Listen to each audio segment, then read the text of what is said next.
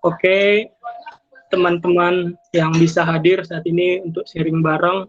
Ini hari kelima kita lakuin sharing ya, hari terakhir, dan hari ini aku yang bawain dengan tema harga menjadi Kristen.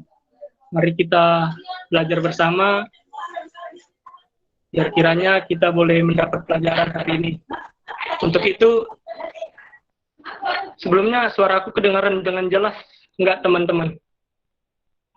Kedengaran. Kedengaran ya? Oke, Ya. Baik, kita mulai, sudah jam 4 tepat. Kita bersatu dalam doa. Bapa kami dalam surga, kami bersyukur buat kesempatan di sore hari ini kami boleh ada di tempat ini belajar. Walaupun kami via online Tuhan lewat Google Meet, tapi kami percaya kuasa-Mu tetap ada dalam kehidupan kami.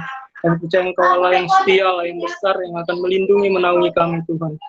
Tuhan, ini anak-Mu yang akan menyampaikan suara-Mu berfirmanlah melalui hamba, kuasa itu bila apa yang hamba sampaikan boleh menjadi berkat. Berkati juga yang hadir ya Tuhan, biar kami boleh sama-sama belajar.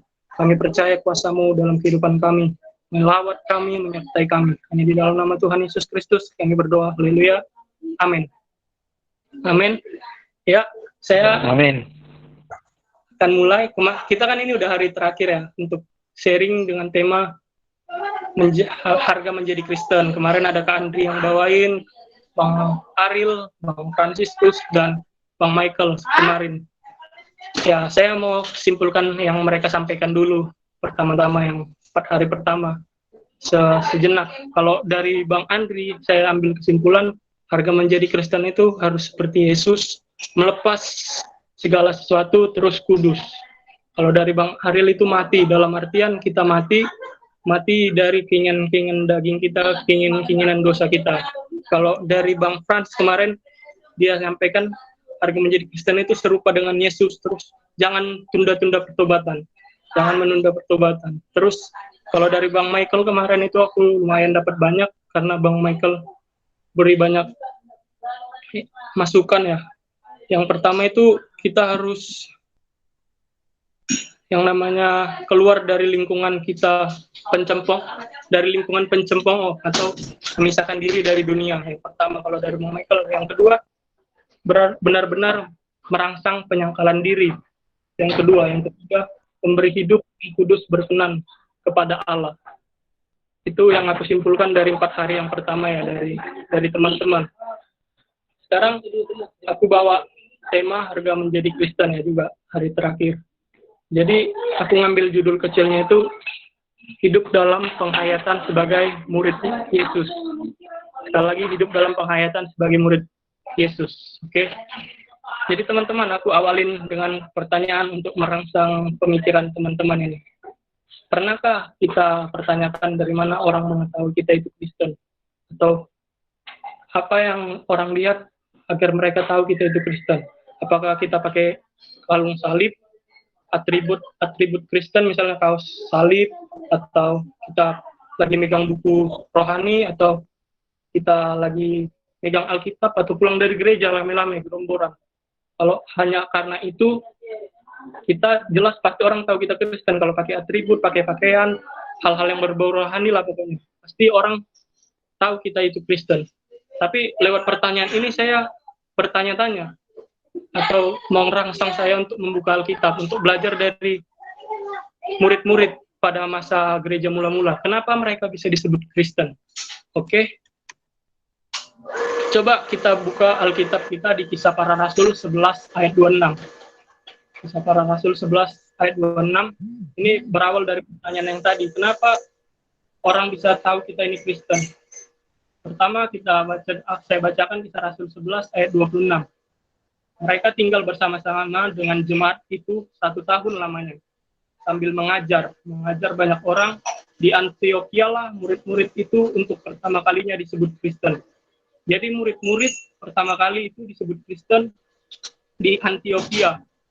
Itu setelah beberapa lama Yesus naik surga, Roh Kudus dicurahkan, mereka di situ hidup dengan jemaat-jemaat, mereka memberitakan Injil, dan di Antioquia lah mereka disebut Kristen. Jadi kekristenan yang kita jalani sekarang itu adalah cikal bakal dari abad pertama, sekitar tahun 80 sampai tahun 150 pada abad pertama, yang diwariskan dari Kristen mula-mula. Itulah Kristen yang kita jalani sekarang. Mereka disebut Kristen karena mereka seperti Yesus, seperti Kristus. Jadi karena mereka seperti Kristus, mereka mempercakapkan Injil, lalu mempraktikkan hidup Yesus, maka mereka dikatakan sebagai Kristen. Nah, terus apa ciri-ciri mereka bisa disebut Kristen? Kan ini tadi pertanyaan pertama, ya kan? Yang pertama, mereka disebut Kristen karena memberitakan Injil Kristus. Kalau teman-teman buka di Kisah Rasul 11 ayat 20, mereka memberitakan Injil Kristus. Yang pertama. Yang kedua, tangan Tuhan Yesus menyertai mereka di Kisah Rasul 11 ayat 21. Lalu yang ketiga, hidup yang dapat jadi teladan, atau lewat hidup mereka, lewat gaya hidup mereka, orang tertarik dan mengenal Yesus lewat hidup kita. Orang lihat hidup kita baik, baru itu kesempatan kita untuk berbagi, sharing kepada teman-teman atau kepada orang-orang di sekitar kita, dan itu mengubah hidup yang dapat diteladani. Rasul 11 ayat 21 juga. Baru orang yang baik. Baik di sini dalam artian semua dalam segala hal kita baik kepada sesama. Kita lagi kekurangan, kita bisa ada kerinduan untuk memberi. Baik di sini Kisah Rasul 11 ayat 24. Dan yang kelima, penuh dengan Roh Kudus secara permanen, nggak sementara. Kan ada orang itu kalau ibadah pelepasan gitu kan, bertobat, terima Roh Kudus, tapi sementara, selesai dari situ enggak. Ini kalau para rasul atau ciri-ciri orang Kristen di abad pertama, mereka kepenuhan Roh Kudus secara permanen, baru mereka punya kasih. Kisah Rasul 11 ayat 24. Dan yang keenam, ciri-ciri orang Kristen mula-mula disebut Kristen itu penuh dengan iman, atau iman dalam bahasa aslinya pisteuo, penyerahan diri atau menyerahkan diri kepada objek yang dipercayai dengan tindakan, dengan perbuatan. Mereka lakukan itu, 6 hal yang tadi saya sampaikan, maka mereka disebut Kristen. Nah, karena ini mereka disebut Kristen bukan karena atribut. Zaman itu belum ada atribut, kalung salib, pakaian salib, belum. Nah, karena itulah mereka disebut Kristen. Karena ikut jejak Tuhan Yesus, memperkatakan Injil, mereka penuh Roh Kudus, mereka disebut Kristen. Nah, itu tadi hanya pendahuluan saja ya tentang pertanyaan itu, saya tertarik untuk mengemukakannya. Nah, sekarang kita masuk ke harga menjadi Kristen tadi. Saya kasih judul kecilnya kan, hidup dalam penghayatan sebagai murid Yesus. Tapi ini saya ada bagi dalam 3 bagian besar.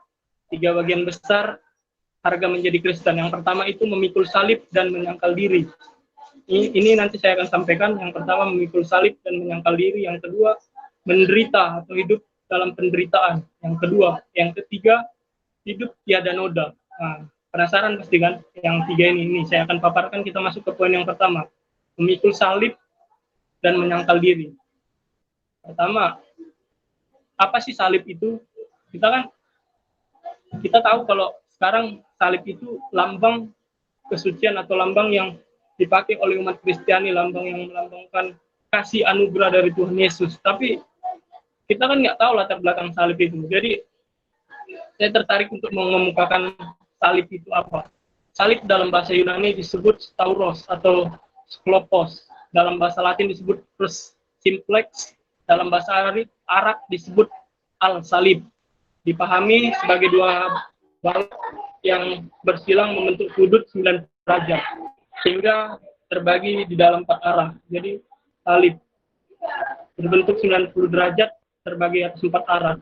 Salib ini adalah alat hukum yang paling ngeri dan memalukan pada masa itu. Jadi pada masa kerajaan Roma, salib itu dipakai untuk menghukum orang penjahat yang hina, dipandang hina, dan itu hukuman yang paling kejam, mengerikan, yang sangat bisa dibilang menyiksa dibanding dengan hukum yang lain, hukum tembak atau hukum yang lain, hukum gantung. Salib itu paling mengerikan karena kita disalib, digantung, kita harus butuh napas yang panjang atau banyak, kita capek untuk ngangkat badan, untuk bernapas, dan kelelahan. Mati karena salib itu biasa diakibatkan karena kita kelelahan. Dengan kata lain, esensi dari salib itu bukanlah kematian, tapi saat-saat penderitaan sebelum kematian. Dengan kata lain, kematian sangat ditunggu oleh terpidana salib. Nah, salib ini digunakan pada abad ke-6 sebelum Masehi sampai abad 4 Masehi. ini cukup kejam, sehingga akhirnya salah satu pemerintah Roma tidak memperlakukan salib ini karena mereka sudah menerima Yesus, dan akhirnya salib ini dilambangkan sebagai lambang kesucian atau sebuah lambang yang melambangkan kasih Tuhan Yesus kepada umat Kristiani. Nah, tapi yang mau saya lanjut ini, yang kita bahas bukan lagi salib seperti aniaya fisik seperti pada zaman Romawi ya. Seperti Tuhan Yesus disalib itu kan secara fisik. Jadi salib yang mau kita bahas ini secara jiwani atau rohania. Nah, mari kita belajar memikul salib itu apa. Di poin yang pertama kan memikul salib. Nah, kalau kita baca Alkitab kita di Matius 10 ayat 38, bunyinya begini, barang siapa tidak memikul salibnya dan mengikut aku di sini Tuhan Yesus, dia tidak layak jadi muridku. Kalau Lukas 14 ayat 27 kita buka, kita baca juga bisa bersama ya. Barang siapa tidak memikul salibnya dan mengikut aku, dia tidak dapat menjadi muridku.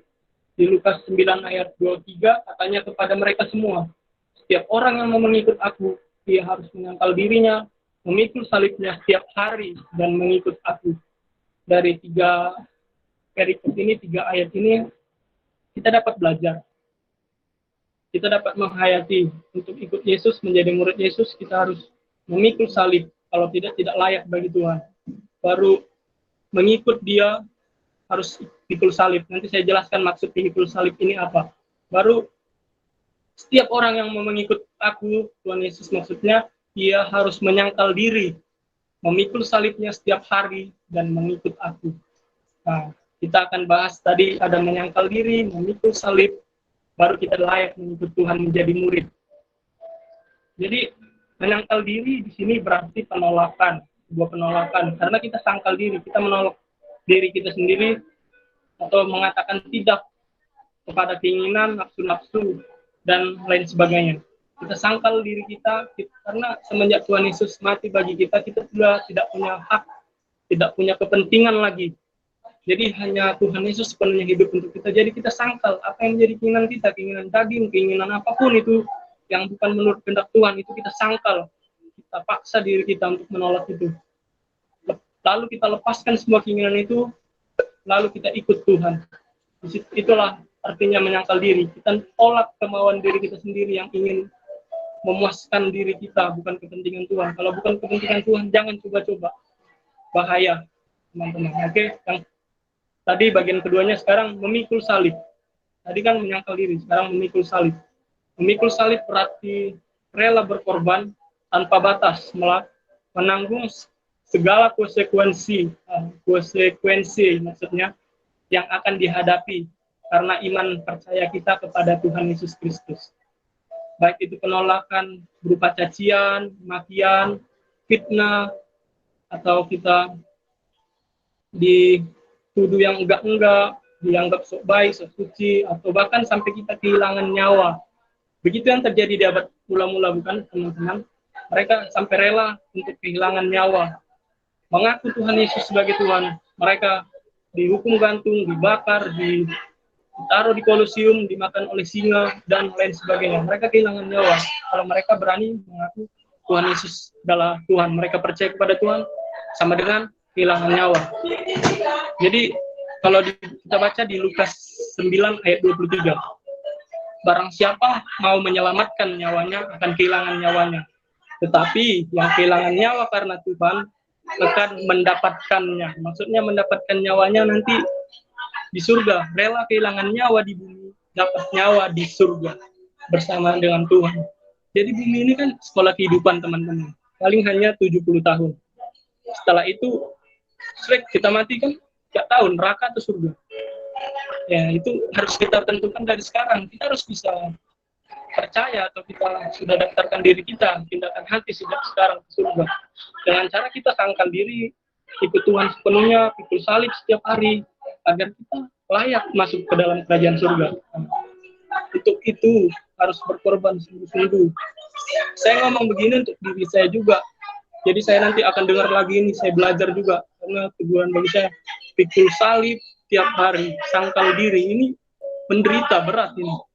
Tapi itulah harga yang harus kita bayar sebagai orang Kristen. Menerima Yesus harus hidup untuk Tuhan sepenuhnya. Tapi upah kita nanti di surga besar, sementara dibanding kekekalan, nggak ada apa-apanya yang sementara ini. Jadi di Lukas 9 ayat 23 tadi, orang yang kehilangan nyawa karena aku, kata Tuhan, akan mendapatkannya di surga nanti, maksudnya menyelamatkan nyawanya. Tuhan nggak ngasih reward sama kita ya, nggak kasih hadiah secara duniawi, saudara, nggak kasih reward. Tapi ia mengatakan suatu syarat yang hanya bisa dipenuhi oleh orang yang sungguh-sungguh mengasihi Tuhan, dengan sepenuh hati, segenap jiwa mengasihi Tuhan. Yaitu syarat itu yaitu memikul salib, sangkal diri. Inilah syarat atau inilah penghayatan kita sebagai seorang murid Kristus. Maka kita disebut Kristen seperti Kristus atau pengikut Kristus. Ya, inilah yang sesungguhnya, menyangkal salib, menyangkal diri, pikul salib. Jadi untuk itu motivasi kita harus benar, kita harus transformasi dulu pikiran kita namanya metanoia, pembaruan pikiran. Kita harus benar, supaya motivasi kita benar, kita berubah dulu dari yang jahat, kita kenal Injil, kita kenal Tuhan, kita jadi baik, baru kita punya motivasi yang benar. Bukan memikirkan perkara-perkara yang fana, perkara duniawi, teman-teman. Kayak sakit sembuh, yang besok makan apa, atau misalnya berkat-berkat, atau aku pengen punya ini, itu kan perkara yang sementara, yang duniawi. Yang Tuhan maksud bukan itu. Makanya motivasi kita ikut Tuhan itu harus benar, harus tahu dulu mengerti firman, mengerti Injil. Motivasinya harus benar, bukan perkara yang di dunia. Kata Tuhan kan, carilah dulu kerajaan Allah, maka semuanya akan ditambahkan. Tuhan tahu apa yang kita butuh. Tapi motivasi yang benar itu pikul salib, sangkal diri. Artinya siap menanggung semua konsekuensi karena iman percaya kita kepada Tuhan. Nah, kita masuk ke poin yang kedua, harga menjadi Kristen, yaitu hidup menderita. Atau dengan kata lain, tidak merasa nyaman, tidak punya kenyamanan di bumi. Ini teman-teman bisa buka Alkitab, mungkin tertulis di 1 Petrus 3 ayat 13 sampai 22 dan 1 Petrus 4 ayat 1 sampai 19. Ini tentang menderita sebagai Kristen. Terus pokoknya tentang apalah yang harus kita bayar menjadi seorang Kristen. Jadi saya simpulkan, penderitaan seperti apa yang dimaksud di ayat yang tadi saya katakan, atau di perikop yang saya katakan tadi. Yang pertama, penderitaannya menyerahkan segenap hidup bagi Tuhan. Menyerahkan segenap hidup bagi Tuhan. Yang pertama, tidak punya kepentingan pribadi. Menyerahkan hidup sepenuhnya bagi Tuhan. Yang kedua, tidak punya kepentingan pribadi. Yang ketiga, mati dari dunia. Mati, maksudnya tidak sama seperti dunia. Aku bukan aku lagi, tapi Kristus yang hidup dalam aku. Berarti kita bukan lagi jadi anak dunia, tapi kita anak Tuhan. Anak yang istimewa yang dikasih oleh Tuhan. Kamu bukan berasal dari dunia ini, kamu berasal dari atas, kan? Begitu kata Tuhan. Jadi tadi yang 3 poin tadi yang saya katakan itu tertulis juga di Galatia 5 ayat 24. Barang siapa menjadi milik Yesus, ia telah menyalibkan daging dengan segala nafsu dan keinginannya. Galatia 5 ayat 24. Terus juga tadi dalam 1 Petrus 3 dan 4 tadi. Baru tadi 3 poin, yang ini poin keempat di 1 Petrus 3 sampai 4. Kita penderitaannya itu dituduh, difitnah. Baru kita menderita karena kita harus membalas yang jahat kepada kita dengan kita berbuat baik kepada mereka. Terus kita didista karena Tuhan. Karena kita mengenal kebenaran yang sejati itu, pasti oknum kuasa gelap berusaha untuk kita menjatuhkan kita, menjelek-jelekkan kita. Mereka pakai siapa saja untuk menguji kita, supaya kita tidak bersekutu dengan Tuhan, supaya kita jauh dari Tuhan. Jadi itu tantangannya, kita dinista dan mendapat malu, dijauhi, dicaci, ditolak. Itu kan penderitaan. Tapi kalau kita kenal Tuhan yang hebat, yang sudah menyelamatkan kita, yang sudah menghidupi kita dari maut, pasti kita merasa sukacita walaupun kita menderita. Kita sukacita karena Tuhan ada pada kita. Kalau Tuhan Yesus tidak ada, kita semua sudah pasti masuk ke dalam api kekal. Tapi Tuhan Yesus beri kepada kita peluang untuk meresponi keselamatan, biar kita berada bersama-sama dengan Dia, supaya di mana Dia ada, di situ kita ada. Baru poin yang kelima, Matius 5 ayat 1 sampai 12. Ini tentang khotbah di bukit. Berbahagialah kamu. Jadi di sini banyak konteksnya tentang dianiaya, bersedih dan segala macam. Tuhan menguatkan kita, berbahagialah kamu. Sekalipun kamu dicela karena namaku, berbahagialah. Berbahagialah. Karena Tuhan tahu kok apa yang menjadi kebutuhan kita. Yang penting kita lakukan bagian kita untuk Tuhan. Itu harga menjadi Kristen. Kita pikul salib tadi, kita menderita bagi Tuhan. Dan kita masuk ke poin yang saya masih ada ketinggalan lagi. Upah penderitaan yang tadi itu yang saya sampaikan itu, yang sementara di bumi itu kan hanya 70 tahun, paling 80 tahun gitu. Sementara itu kan kalau kita full menderita, karena kita berjalan sama Tuhan, pasti ada sukacita, kita dipercayakan sama Tuhan, kita pasti diberi untuk kepentingan pelayanan Tuhan, bukan untuk kita, kepentingan pelayanan Tuhan. Lalu, jadi kalau saudara sekarang sedang dalam keadaan menderita, sedang dalam bergelut dalam kesedihan, tetaplah kuat, percaya itu hanya sementara, dan apa yang kita hadapi sekarang, percaya itu tidak lebih daripada kemampuan kita. Pasti kita bisa hadapi, maka Tuhan beri. Dan upah penderitaan kita di bumi ini nanti di kekekalan bersama-sama dengan Tuhan. Jadi kita masuk ke poin yang ketiga, harga menjadi Kristen tadi. Yang pertama tadi menyangkal diri, pikul salib. Yang kedua tadi mengenai menderita, hidup menderita. Yang ketiga, hidup tanpa noda, hidup tiada noda. Itu yang ketiga, bisa teman-teman catat. Jadi saya bagi itu banyak poinnya, ada 12 poin. Hidup tanpa noda ini, tiada noda. Ibarat kain kan, warna putih, kalau ada nodanya kan nggak enak. Terus kalau kita mau ke sebuah pesta, ke pesta pernikahan misalnya, kalau kita pakaian yang nggak layak, yang penuh noda, kan nggak layak kita masuk ke sebuah pesta. Jadi untuk kita menghadap Tuhan pun jangan ada noda, biar kita diterima, biar kita boleh layak kepada Tuhan. Jangan ada noda. Noda di sini berarti kita bersih.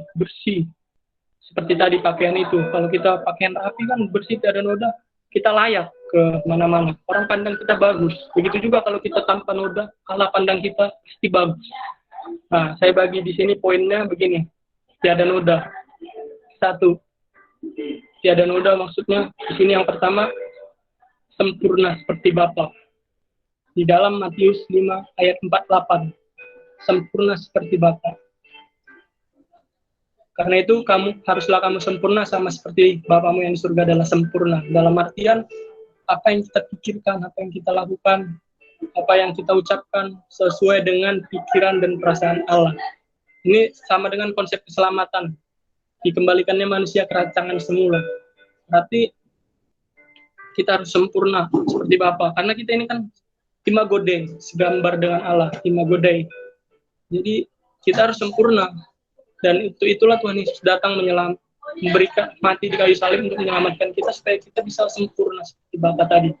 Dalam artian sempurna kita dengan Bapa itu beda. Bapa di sini, kita di sini. Dalam artian kita dalam segala hal yang kita lakukan itu sesuai dengan perasaan Bapa. Itu tadi yang pertama. Yang kedua, kudus. Sempurna, kudus. Kudus kita bisa baca di 1 Petrus 1 ayat 15 sampai 16. Kuduslah kamu sebab aku kudus, kata Tuhan. Kuduslah kamu. Jadi kalau kita baca di PL itu kan banyak. Kalau mempersembahkan itu harus persembahan yang kudus. Karena kalau nggak kudus, mereka bahaya. Mereka bisa mati atau persembahan mereka nggak diterima oleh Allah. Begitu juga di umat perjanjian baru.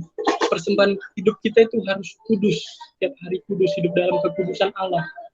Kuduslah kamu. Nggak mungkin Tuhan perintahkan kudus, kita nggak bisa kudus. Pasti bisa. Cuma perjuangannya banyak yang harus kita hadapi, rintangannya. Mungkin kita kan punya level-level rohani. Mungkin sekarang kita di sini level.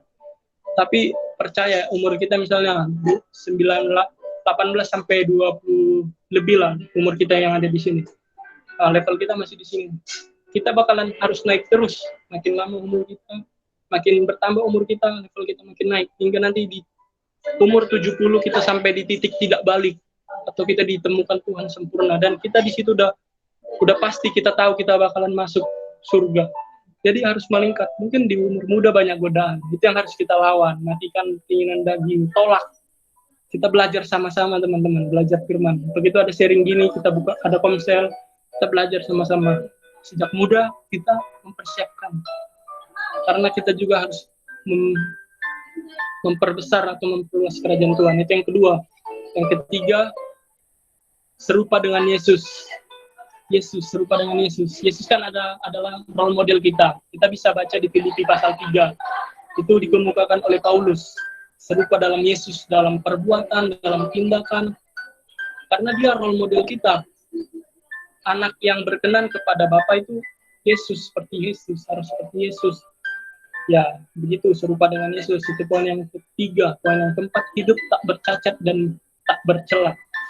Ini kita bisa baca di Kolose 1:21, 1 Timotius 6 ayat 14. Kolose 1:21, 1 Timotius 6 ayat 14. Hidup tidak bercacat dan tidak bercela. Dalam artian, kita berpikir dulu misalnya sebelum bicara. Jangan sampai yang kita bicarakan, tindakan kita melukai orang. Kita refleksi dulu diri kita. Baru kita bicara, biar hidup kita itu tiada noda. Tadi yang poin yang keempat, temanya, tiada noda. Hidup tidak bercacat dan tidak bercela. Lalu yang kelima, suci. Matius 5 ayat 8. Ini suci ini banyak di sini.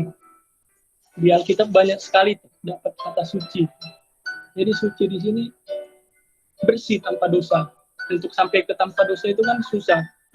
Tapi Tuhan perintahkan kita untuk percaya, pasti kita bisa.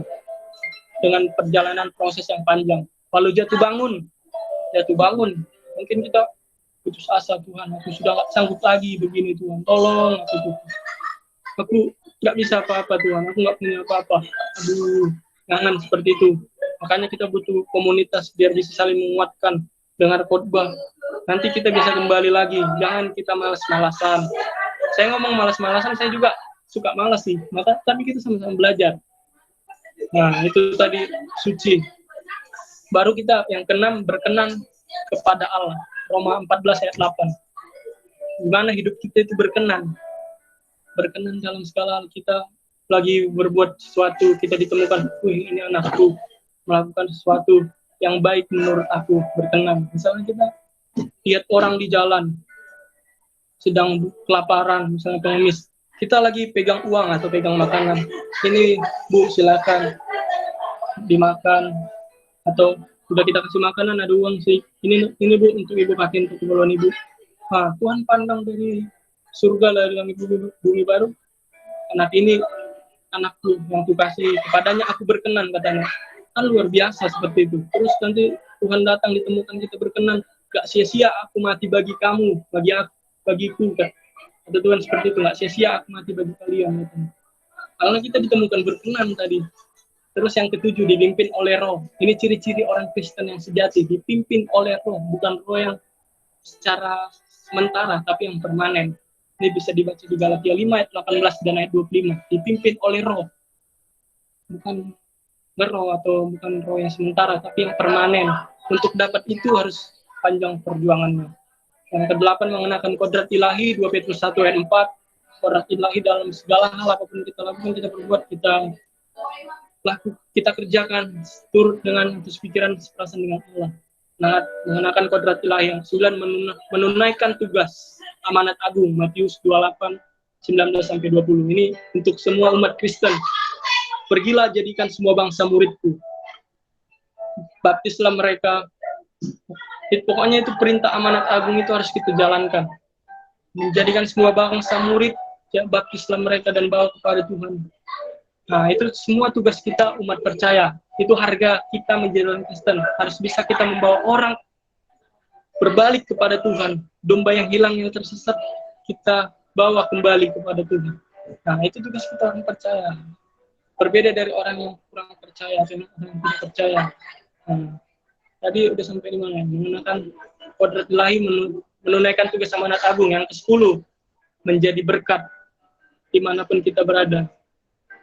Menjadi berkat. Di Roma 12 ayat 14, menjadi berkat. Di keluarga kita menjadi berkat, di lingkungan sekolah, kampus, di lingkungan pergaulan kita menjadi berkat. bagi sesama. Ini menunjukkan ini orang percaya. Itulah harga juga yang kita bayar. Kita harus bisa menjadi berkat. Yang ke-10, poin yang ke-11, tidak terikat dengan dunia. Jadi walaupun kita kekurangan, kita masih belum tercapai keinginan kita, atau kita masih bisa dibilang, kok aku gini, yang lain kayak gitu, jangan bandingin dengan orang lain. Yang penting kita jangan terikat dengan dunia, karena kita bukan berasal dari dunia. Nah, itu ya poin yang ke-11. Tadi bisa dibaca di Roma 12 ayat 2. Janganlah kamu menjadi serupa dengan dunia ini, tetapi berubahlah oleh pembaruan budimu. Itu tadi yang tidak terikat dengan dunia. Yang ke-12, poin yang terakhir, iman yang murni. Ibrani 11 ayat 1 sampai 40. Iman. Di sini anak, kalau teman-teman baca, saya juga kagum bacanya Ibrani 11 ayat 1 sampai 40. Karena iman Abraham diselamatkan, karena iman itu kan tadi yang sudah saya sampaikan, saya ucapkan di awal, istewo dalam bahasa aslinya, atau penyerahan diri, atau mempercayakan segenap hidup kita kepada Tuhan dengan tindakan, perbuatan, bukan hanya sekedar ucapan. Itu iman adalah bukti dari segala sesuatu yang tidak kita harapkan dan dasar dari segala sesuatu yang tidak kita lihat. Ibrani 11 ayat 1 tadi, kita baca aja terusnya, nanti kita paham maksud di situ. Iman yang benar itu dengan tindakan dalam segala hal. Kita boleh hidup dengan baik kepada sesama, kepada yang lain. Dengan iman juga kita bisa punya kasih. Kasih itu adalah kasih yang sebagai kelasnya orang yang percaya, kasih kepada sesama, kepada Tuhan dengan segenap hidup seperti kepada diri kita sendiri. Itu tadi 12 poin di bagian yang poin harga menjadi Kristen. Yang pertama tadi pikul salib, sangkal diri, menderita, hidup tiada noda, tanpa noda. Saya sudah jelaskan tiga-tiganya. Dan saya juga sudah sampaikan tadi kesimpulan hari pertama, kedua, ketiga, keempat, dan ini penutup hari kelima dengan tema harga menjadi Kristen. Nah, saya mau kasih gambaran nih. Masa kita pasti lihat ISIS yang ada di Iran kan? ISIS.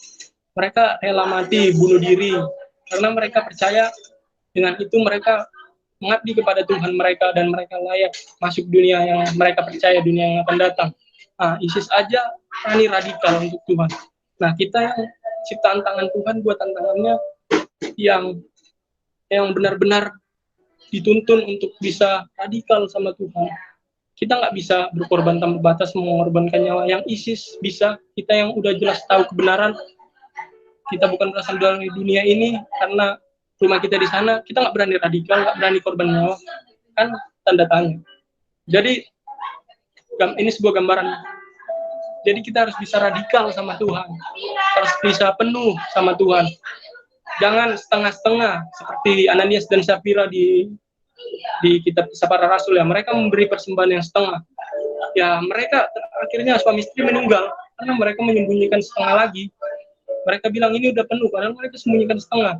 Nah, begitu juga dengan kita harus sepenuhnya. Nggak bisa ada sepersen aja untuk ini, nggak boleh sepenuhnya. Nah, itu untuk sampai ke situ kan belajar panjang. Nggak bisa sehari, 2 hari, setahun, 2 tahun, 3 tahun, 5 tahun, nggak bisa. Sepanjang hidup kita belajar terus untuk bisa dapat radikal sampai di titik nanti, titik tidak balik, kita ditemukan oleh Tuhan berkenan.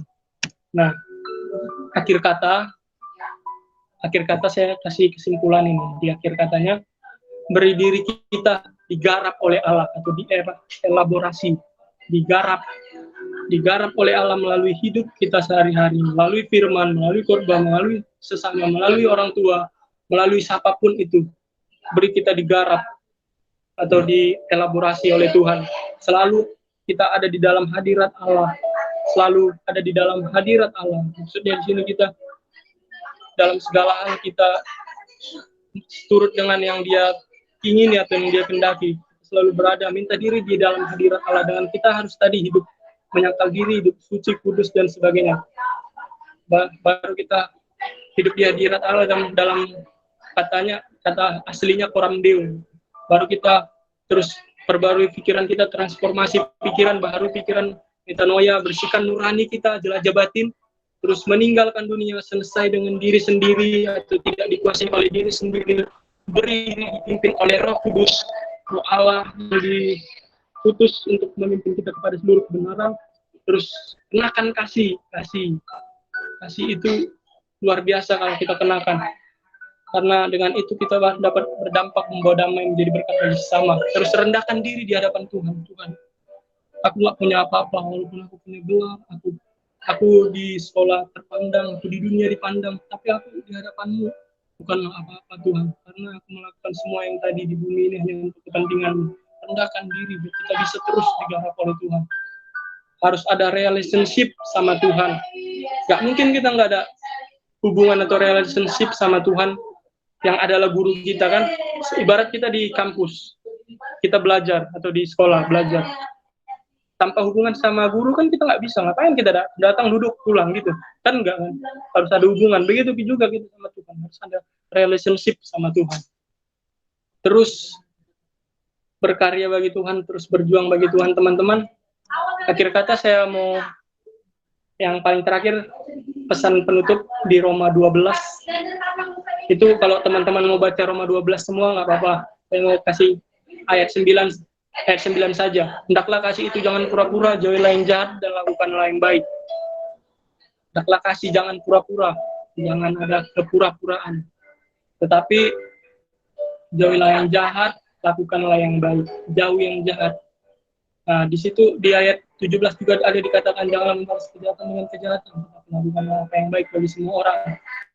Ayat kedua 1 tambahin lagi ayatnya. Janganlah kamu kalah terhadap kejahatan, tetapi kalahkanlah kejahatan dengan kebaikan.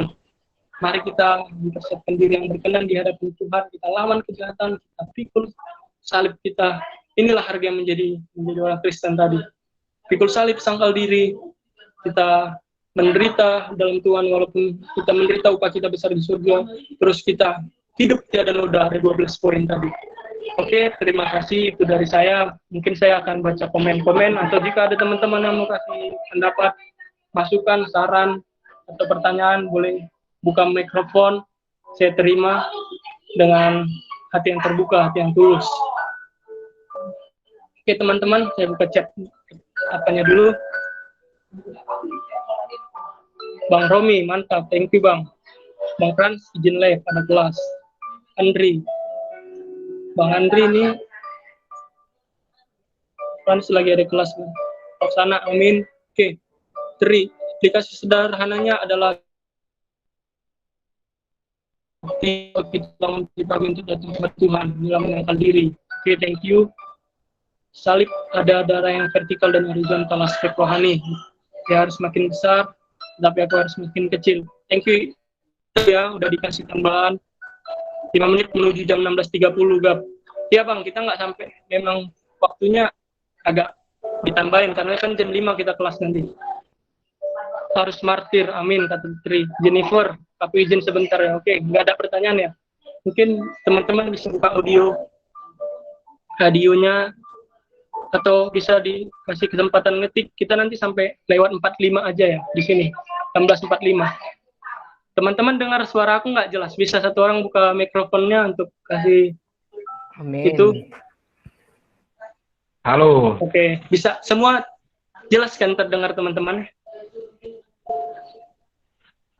Halo? Amin. Jelas. Terima kasih. Ini ada tanggapan atau Amin. Atau itu pertanyaan tadi dari Tri, terima kasih banyak udah dikasih itu ya, tambah-tambahan. Terima kasih.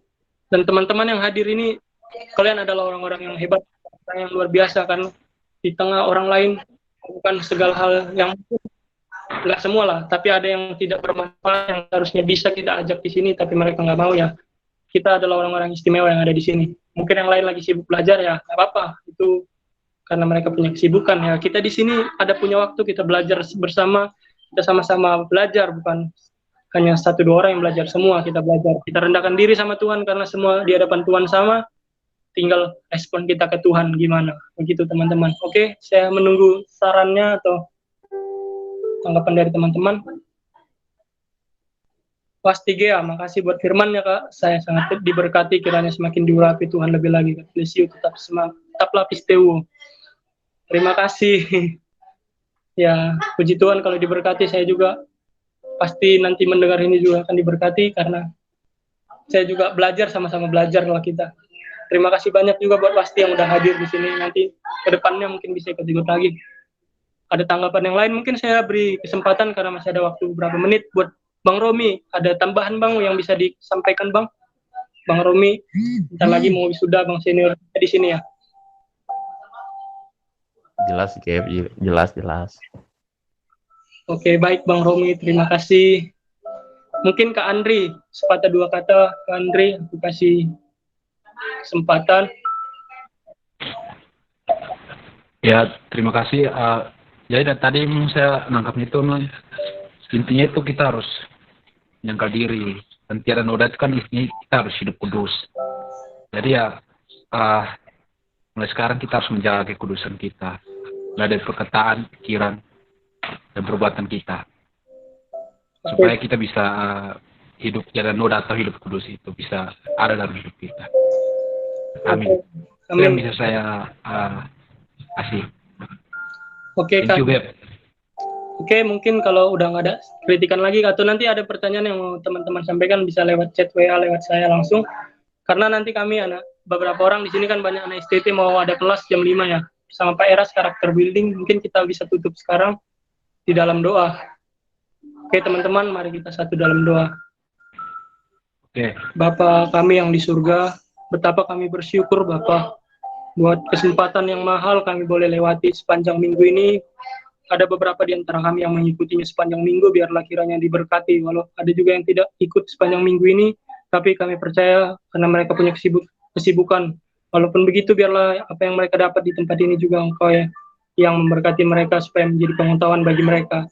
Ini kami hari ini yang ada Tuhan, yang hadir, berkati, biarlah apa yang sudah kami dapat, kami pelajari, boleh sama-sama kami kenakan Tuhan, walaupun penuh perjuangan berat yang kami hadapi Tuhan. Tapi kami percaya Engkau Allah yang memegang kami, menggenggam kami. Kami percaya kami akan mampu, kami kuat, hingga akhirnya kami Kau temukan berkenan, dan Kau berkata tidak sia-sia aku bagi kamu mati.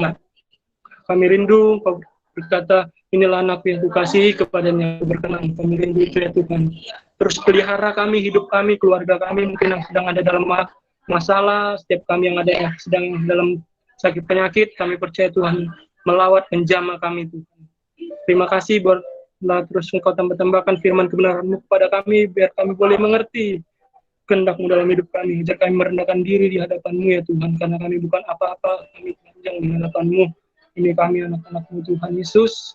Terima kasih Bapa, kami serahkan hidup kami, nyawa kami, seluruhnya ke dalam tangan-Mu. Pakai kami menjadi alat-Mu ya Tuhan. Beri kami kekuatan yang lemah, biarlah juga Kau yang menuntun kami menuju kepada jalan-jalan-Mu. Terima kasih. Dalam nama Tuhan Yesus, kami berdoa, kami mengucap syukur. Amin. Amin. Oke. Amin. Shalom, terima kasih. Tuhan memberkati semua ya. Thank you. Oke, ya. Shalom. Sampai bertemu anak STT di karakter building. Yo.